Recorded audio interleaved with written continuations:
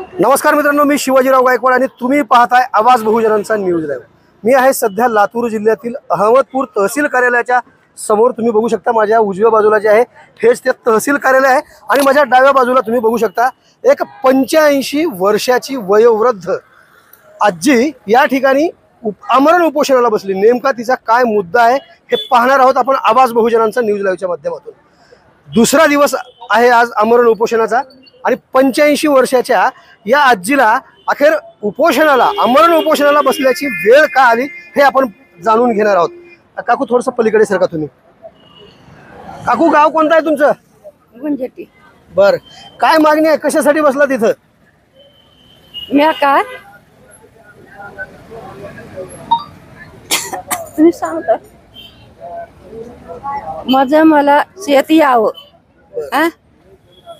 आणि माझं मला कुण्या जावाला धक्का लागू नये, पुन्हा आम्हाला धक्का लावू नये, माझं मला शेत यावं। किती एकर आहे शेती? 2.5 एकर आहे। बर, आणि काय झाले मग शेतावर? काय नेमकं आता काय झालं, कोणी घेतलंय? सुमन दगडू चौरे। बर, तुमचं शेत कसं होतं? भेटलेलं होतं का? भेटलेलं होतं। बर,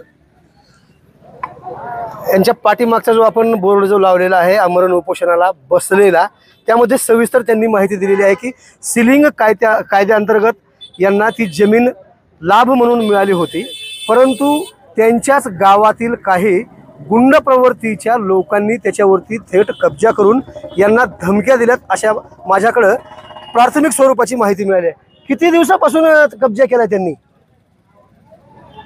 15 वर्ष झालं। 15 वर्ष।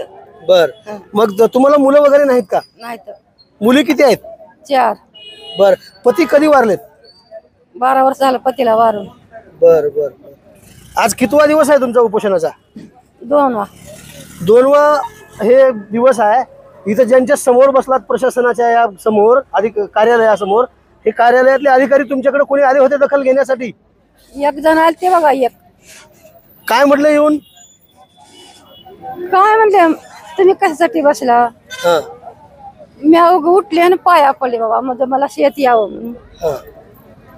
येत म्हणले।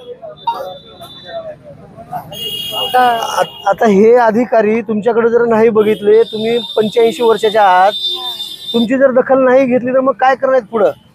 येतात मारून जातील, काय करते? मला शेत भेटलं तर मला त्या पायीतात मारणार, मी काय करायला जाणार नाही। आवाज बहुजनांचा न्यूज लाईव्हच्या माध्यमातून इथल्या प्रशासनाला माझा रोखठोक सवाल आहे।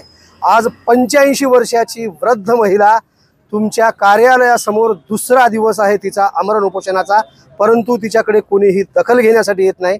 मग न्याय कसा मिळणार हा तुम्हाला माझा सवाल आहे।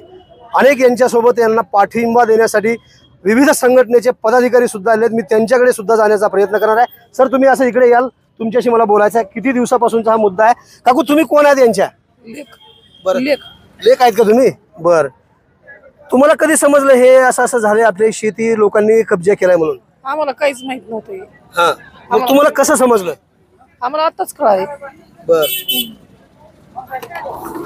सरांकडे जा। सर, तुमचा परिचय सांगा मला।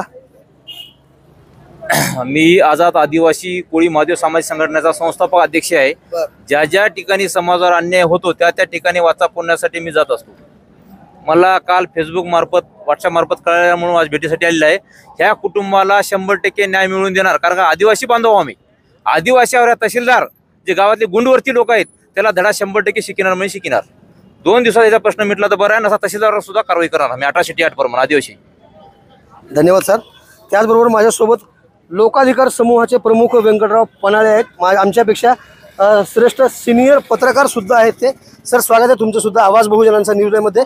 5 तारखेला तुम्ही येऊन या संदर्भात मला माहिती दिली होती आणि तहसीलदार यांना निवेदन सुद्धा दिलं होतं। 5 सप्टेंबर ते आज 18 सप्टेंबर मधल्या काळामध्ये तुमची चर्चा वगैरे काही संवाद झाला नाही? तहसीलदारांनी नायब तहसीलदारला पाठवून जागेवर पंचनामा वगैरे केलेला आहे, परंतु नुसतं पंचनामा करून चालणार नाही, तर ज्यांनी तिथं अतिक्रमण करण्याचा प्रयत्न केलेला आहे त्यांच्यावर प्रतिबंधात्मक कार्यवाही करून या म्हातारीच्या जीवाच्या रक्षणाची जबाबदारी ही प्रशासनाने घेण्याची आवश्यकता आहे। तिला मुलगा नाही म्हणून तिला वाऱ्यावर सोडणं प्रशासनानं तिला मुलगा नाही म्हणून संबंधित गुंडांनी तिच्यावर अन्याय करणं, याच्याबद्दल पोलीस प्रशासनानं सुद्धा कार्यवाही करण्याची आवश्यकता आहे आणि त्यासाठी ही आजी इथं आमरण उपोषणाला दारात बसली आहे.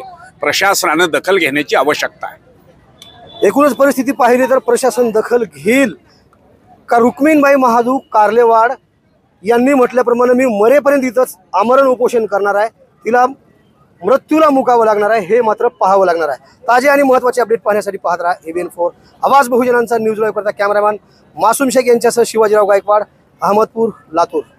पुन्हा भेटणार आहोत पुढील बातमीमध्ये. तोपर्यंत जय हिंद. आवाज बहुजनांचा.